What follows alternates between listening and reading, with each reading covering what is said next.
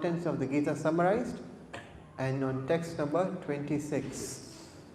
Om Namo Bhagavate Vasudevaya. Om Namo Bhagavate Vasudevaya. Om Namo Bhagavate Vasudevaya. Om Namo Bhagavate Vasudevaya. Om Namo Bhagavate Vasudevaya. Om Namo Bhagavate Vasudevaya. So chapter 2, text number 26. 226. Atha chainam nitya jatam Atha chainam nityajatam nityam va manyase mritam nityam va manyase mritam tathapi tvam mahabaho tathapi tvam mahabaho nainam sochitam arhasi. nainam sochitam arhasi. Atha chainam nitya jatam Atha chainam nityajatam nityam va manyase mritam nityam va manyase mritam tathapi tvam mahabaho tathapi tvam mahabaho nainam sochitam arhasi. nainam sochitam arhasi. Atha chainam nitya jatam Atha chainam nityajatam nityam va manyase mritam nityam va manyase mritam tathapi tvam mahabaho tathapi tvam mahabaho nainam sochitam arhasi. nainam sochitam arhasi. Atha chainam nityajatam Atha chainam nitya jatam nityam va manyase mritam nityam va manyase mritam tathapi tvam mahabaho nainam sochitam arhasi. Atha chainam nityajatam Atha chainam nitya jatam nityam va manyase mritam nityam va manyase mritam tathapi tvam mahabaho tathapi tvam mahabaho nainam sochitam arhasi. nainam sochitam arhasi. Atha chainam nityajatam Atha chainam nitya jatam nityam va manyase mritam nityam va manyase mritam tathapi tvam mahabaho tathapi tvam mahabaho nainam sochitam arhasi. nainam sochitam arhasi. Atha chainam nityam jatam Atha chainam nitya jatam nityam va manyase mritam nityam va manyase mritam tathapi tvam mahabaho tathapi tvam mahabaho nainam sochitam arhasi. nainam sochitam arhasi. Atha chainam nitya jatam nityam va manyase mritam tathapi tvam mahabaho nainam sochitam arhasi. Atha chainam nitya jatam nityam va manyase mritam tathapi tvam mahabaho nainam sochitam arhasi.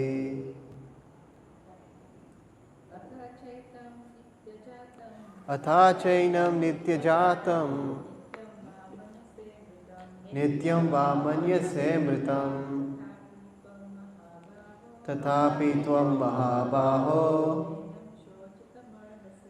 nainam sochitam arhasi. Atha chainam nitya jatam nityam va manyase mritam tathapi tvam mahabaho nainam sochitam arhasi. Okay. Word for word translation. Atha, if however, cha, also, enam, this soul, nitya jatam, always born, nityam, forever, va, either, manyase, you so think, mritam, dead, Tatha api, still, tvam, you, Mahabaho, O mighty armed one, na, never, enam, about the soul, sochitam, to lament, arhasi, deserve.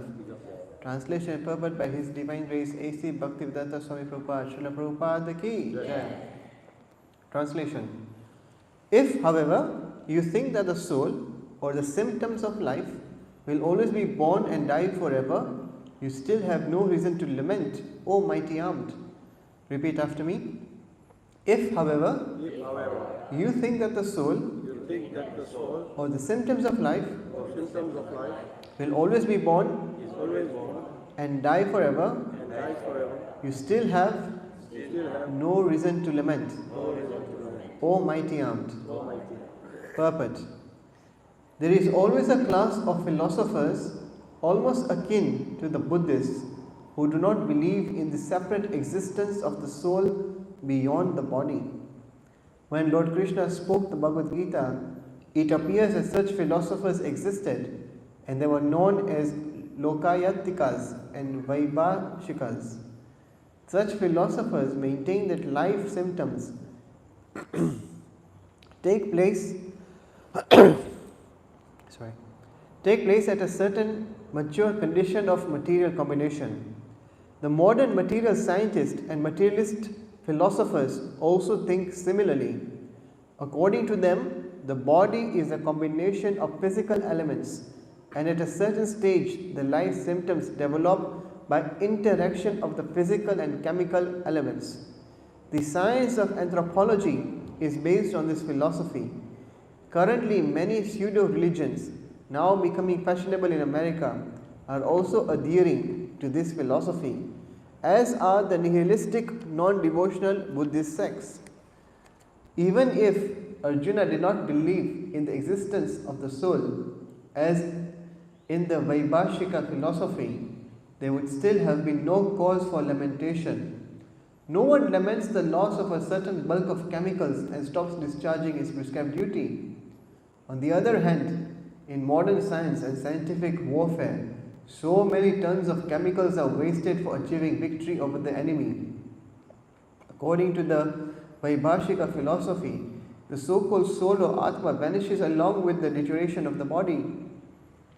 So in any case, whether Arjuna accepted the Vedic conclusion that there is an atomic soul or he did not believe in the existence of the soul, he had no reason to lament.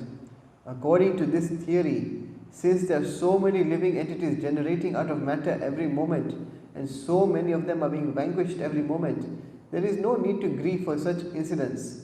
If there were no rebirth for the soul, Arjuna had no reason to be afraid of being affected by sinful reactions due to his killing his grandfather and teacher. But at the same time, Krishna sarcastically addressed Arjuna as Mahabahu, mighty armed, because he, at least, did not accept the theory of the Vaibhashikas, which leaves aside the Vedic wisdom. As a Kshatriya, Arjuna belonged to the Vedic culture, and it behooved him to continue to follow its principles. Om Ajnana-timirandasya Ajnananjana Shalakaya Chakshur Unmilitam Yena Tasmai Shri Gurave Namaha Shri Chaitanya Manobhishtam Stapitam Yena Bhutale Swayam Rupa Kadamayam Dadati Swapadantikam. He Krishna Karuna Sindhu Dina Bandhu Jagatpate Gopesha Gopika Kanta Radha Kanta Namostute Tapta Kanchana Gaurangi Shri Radhe Vrindavaneshwari Rishabhanusute Devi Pranamami Hari Priye Vancha Kalpa Tarubhyascha Kripa Sindhubhya Evacha Patitanam Pavanebhyo Vaishnavebhyo Namo Namah. Jai Sri Krishna Chaitanya Prabhu Nityananda Shri Advaita Gadadhara Shivasadi Gaura Bhakta Vrinda. Hare Krishna Krishna Krishna Hare Hare Hare Rama Rama Rama Hare Hare. Namo Vishnu Padaya Krishna Prashtaya Bhutale Swayam Namo Vishnu Padaya Krishna Prashtaya Bhutale Srimate Bhaktivedanta Swami Iti Namine. Namaste Saraswati Deve Gauravani Pracharine Nirvishesha Shunyadi Paschati Shattarine. 2.26. Ata chainam nityajatam nityam va manyase mritam tathapi tvam mahabaho nainam sochitam arhasi. Okay, so where we are in the Gita right now is a very interesting point. I think it's got. Okay, anyway, it's a very interesting point in the Gita, this intersection. So what we have learned so far is that right now Krishna is trying to convince Arjuna that there is a soul, and that is the Vedic version. But even if you do not accept this Vedic version and you go on the opposite spectrum, which is like the atheistic understanding, even such understanding, if you accept it, even then you should not be lamenting. So in both ways Krishna has trapped Arjuna. We will see how he does it in the future verses, but Krishna is making the point that whether you believe in the Vedic version that there is a soul, or whether you do not believe in the Vedic version that there is not a soul, still you should not be lamenting, you should not be delusioned. Yeah. So now let us understand, because this Krishna will look at it in 3 verses, 26, 27, 28. In 3 verses Krishna will now describe the type of thinking that goes on in a materialistic or atheistic type of way, and still even in that understanding Arjuna should not be lamenting.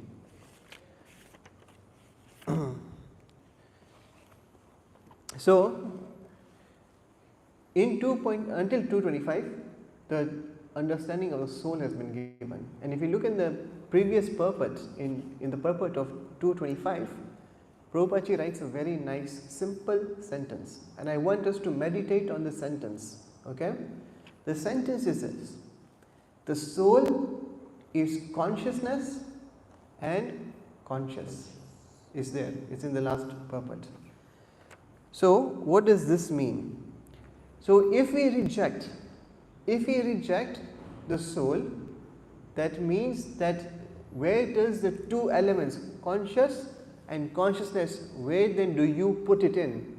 If you have rejected it coming from the soul, where do you superimpose it?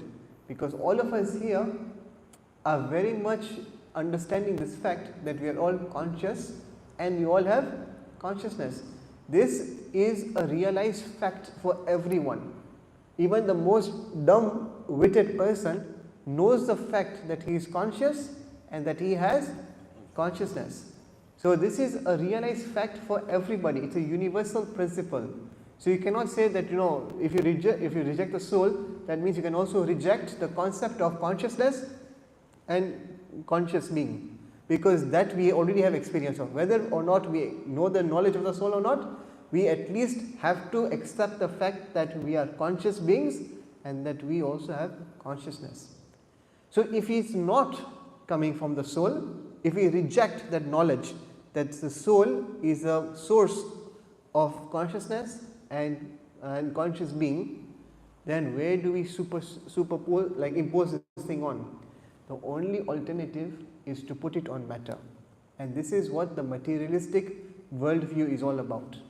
That they say that, oh, consciousness has come about from the changes and chemical reactions that take place.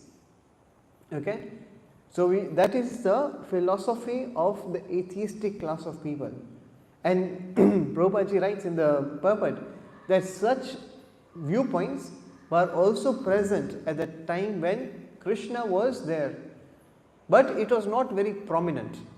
The more prominent understanding was the Vedic version, but nowadays it's kind of reversed, that now that philosophy, the Vedic version, is not as prominent as is this materialistic viewpoint in this world.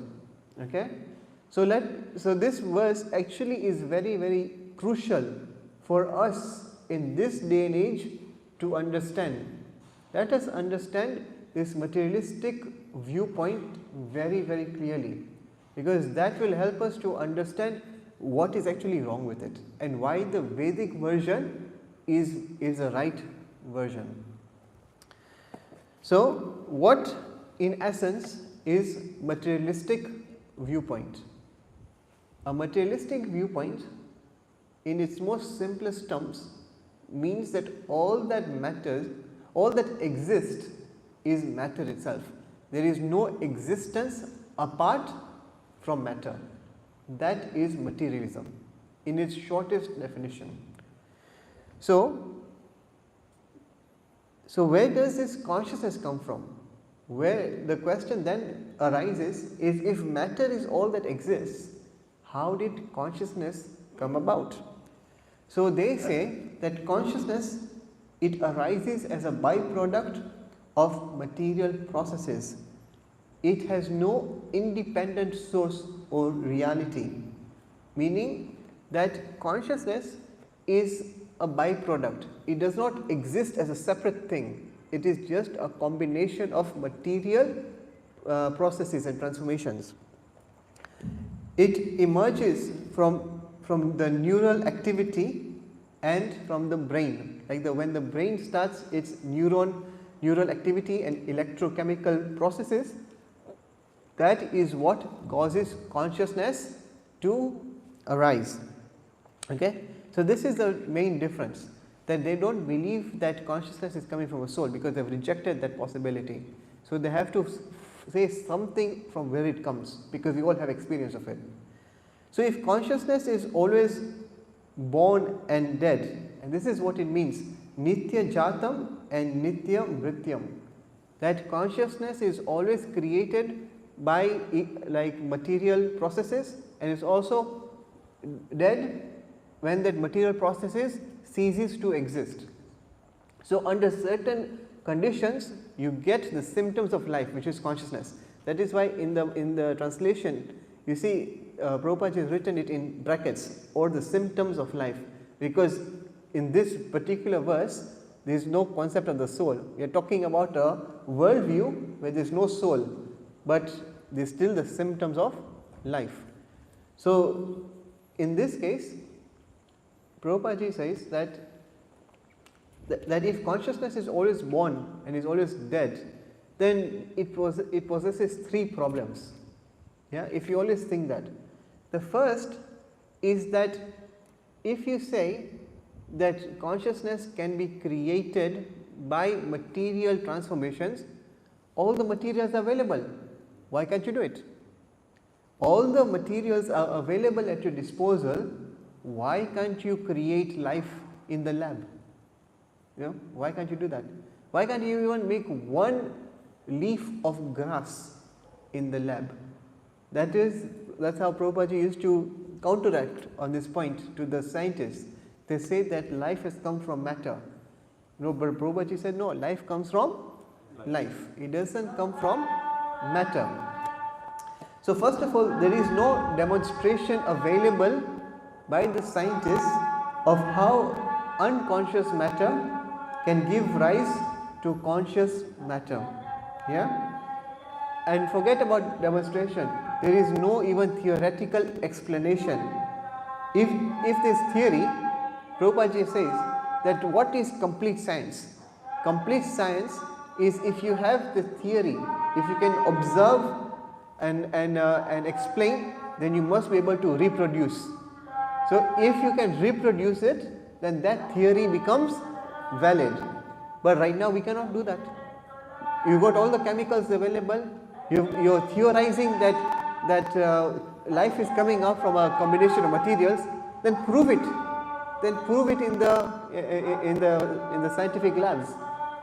Don't give us ifs and maybes and buts. That Prabhupada used to say that is not science. That is childish talk. That is childish talk. Science means having complete and perfect knowledge. And then that is why you were saying that, like at that time when Prabhupada was here, there was a big explosion of Darwinism. Even Prabhupada writes in the purport that where is it? Yeah, the science of anthropology is based on this philosophy that anthropology means like understanding the humankind and how it has come about, the study of how human beings have evolved and all that. So that was a very, very famous thing in the 1960s and 1970s when Prabhupada was around, and he was saying that this is just like child talk, this is just imagination, it's just speculation. There are too many ifs and maybes and buts written by Darwin himself in his diaries. So this is not science, this is not scientific. What is scientific is the knowledge that is given in the Shastra, in the Gita. And how do we know that? Because he was saying that human kind at the moment can only trace out its history up to 3000 years back. But this is a book that can trace out history to even longer periods. It's a 5000-year-old book. The knowledge in this book is over 5000 years old. And not only that, within this book, Krishna says to Arjuna in the 4th chapter that I have spoken this knowledge to the sun god millions and millions of years ago. So the Vedic version, the Vedic text, they give a complete account of historical facts. And just because it cannot be proved through modern archaeology, they say it is all myths. It is all a myth. But our texts give complete history. If you look at our Bhagavatam, it starts all the way from the first Manu. We are in the 7th Manu of this Manvantara, and we don't even know which cycle or which day it is. So it would be even more historical. So anyway, so Prabhupada used to hit this point very hard, that all this atheistic type of knowledge, it's all not actually scientific. What is scientific is what is written in our Shastra. Yeah. So that's the second one. So first of all, there is no theoretical framework, and then you cannot even demonstrate it. And the third is that if you actually study the philosophy of materialism, it actually breaks down. This is a term that is known in logic as internal incoherence. Internal incoherence means very simply this: it is an idea that will contradict itself if you go down the logical path. If you logically go from one path to the next part to the next part, you will find there is a contradiction between one step and the first step. Yeah, you will find there is something that doesn't make sense, it contradicts each other. So the materialistic viewpoint also is poised with this problem of internal incoherence. Okay, so what does this mean? So the question is, what is it that creates consciousness? So they'll say that it is done by electrochemical states, but these electrochemical processes, are they conscious or are they just unconscious? They are unconscious. They are just chemical reactions. Chemical reactions on its own does not have any consciousness. You have gone to a chemistry lab and you have done these experiments and you mix one chemical with another chemical. Do you think that chemical is going to speak to you? No, it's still an unconscious reaction, unconscious matter transformation. There is no conscious person to perceive the meaning in the various electrochemical states. So then if I have to ask you, like there was Newton. Let's take an example of Newton. When Newton saw that the apple fell on his head, and he wanted to understand why it happened, what caused it to happen, and then he started to contemplate, and he found out that, or he discovered that this is because of gravity, and he created a mathematical formula for it. So all those things that were happening, was it him actually understanding it, or is just electromagnetic transformations? All these thoughts were just electrochemical transformations happening in his head. What was happening? Huh? He was understanding. He was understanding, but what is causing it to understand? Like what was going in his head? What were the processes happening in the head? It was just the neuron activity that this is happening, this is happening. But this, as you already said, this neuron activity is not conscious. So who is observing it? Who is observing it? That they don't know. They cannot answer that. Because if everything is just chemical change, and chemical change we know it's not conscious, then how is it that Newton was able to find some meaning into it? How is he available to do that? So ultimately, even these states of emotions, comprehension, incomprehension, states of being happy, sad, what are they? They are just changes in chemical reactions in your body, in your brain.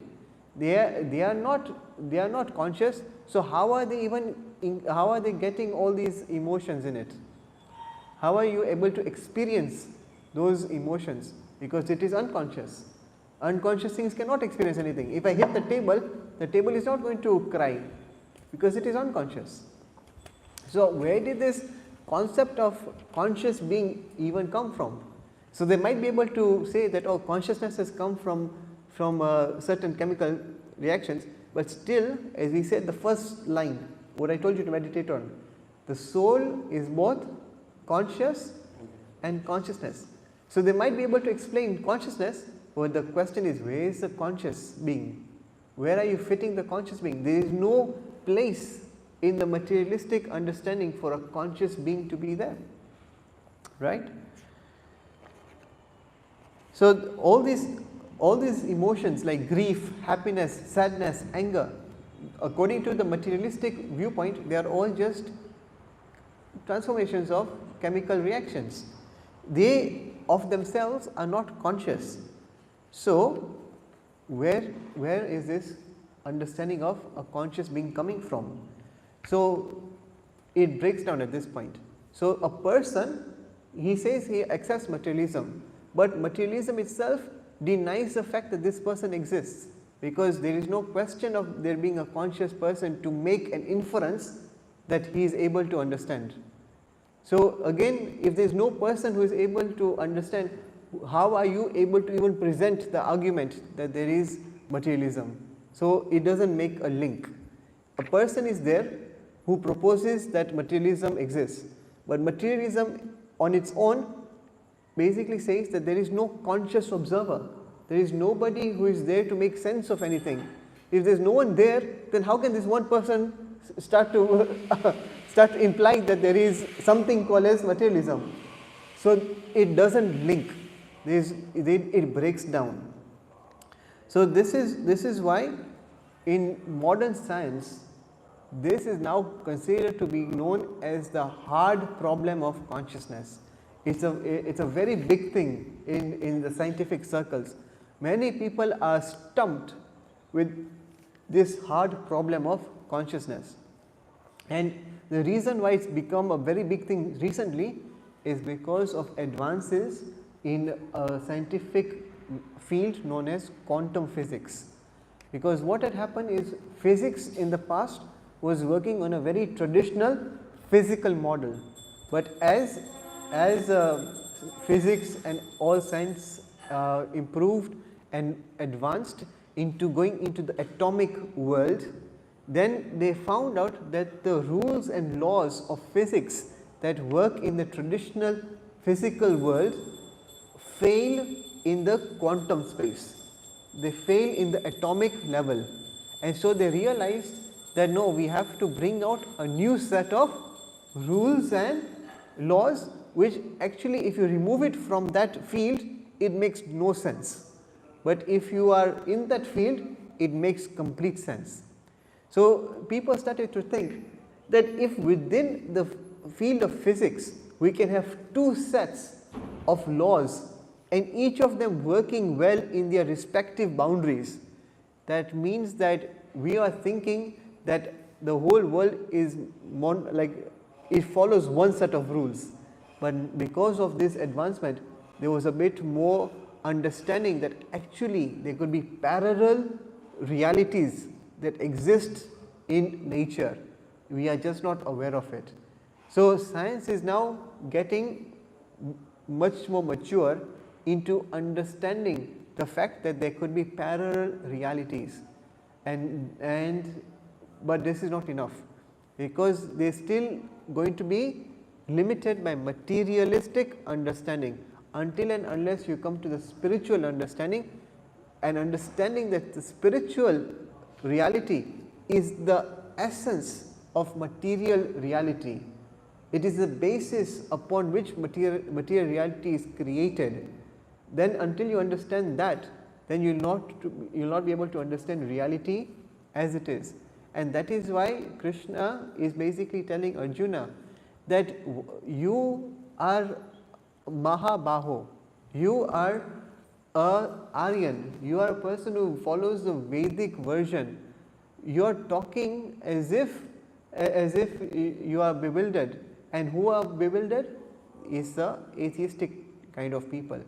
If you are talking as if you are an atheistic person, and so don't go down, fight. You are a very strong fighter, Mahabhav.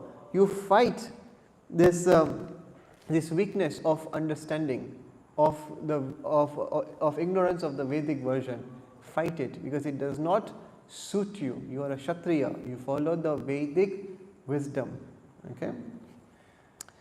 So like even nowadays, I think it's around the 1920s or something like that, there are two very famous scientists, one by the name of Schrödinger and another by the name of Heisenberg.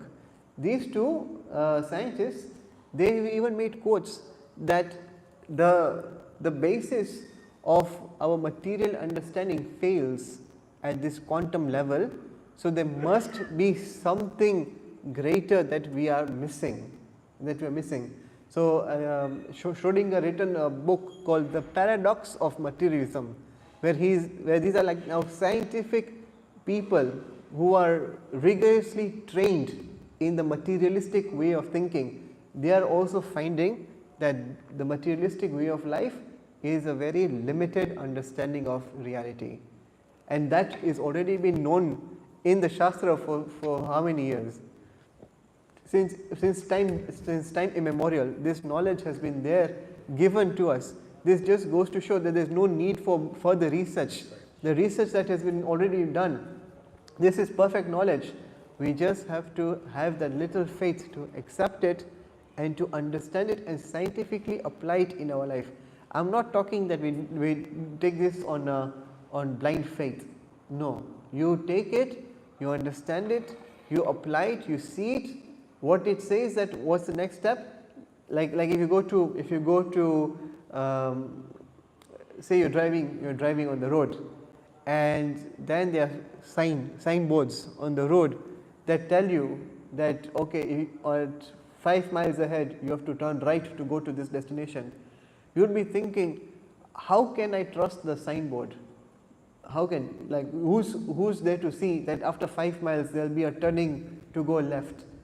So you have a choice whether to accept the signboard or not to accept the signboard. But if you accept the signboard and actually after 5 miles you see a left and you take the left, then you will get some more faith that what the signboard had said was something that was right. So then you have more faith, and then again another signboard comes about that says in 300 meters there will be bumps, and then you'll be like, okay. So you get to 300 meters and then again there are bumps. Again it increases your faith that you can put in the signboards. Like that, the entire Vedic texts like Gita, Srimad Bhagavatam, they give us the entire step by step process. They tell us, if you do this, you will experience this. Then you do this, you will experience this. So it's very scientific. It just requires the first step of faith. Just takes the first step of faith, because then what will happen is that this book will start to show you whatever it is said, you will experience it. Because after all, this is not a book that will show on the external, because spiritual journey is a very internal journey. You will not be able to show that it works outside, or you will not be able to see how it works outside. You will only be able to perceive it internally. Once you've gone on this journey, you will see that change within you. Okay. So in this verse, this is what Krishna is trying to say.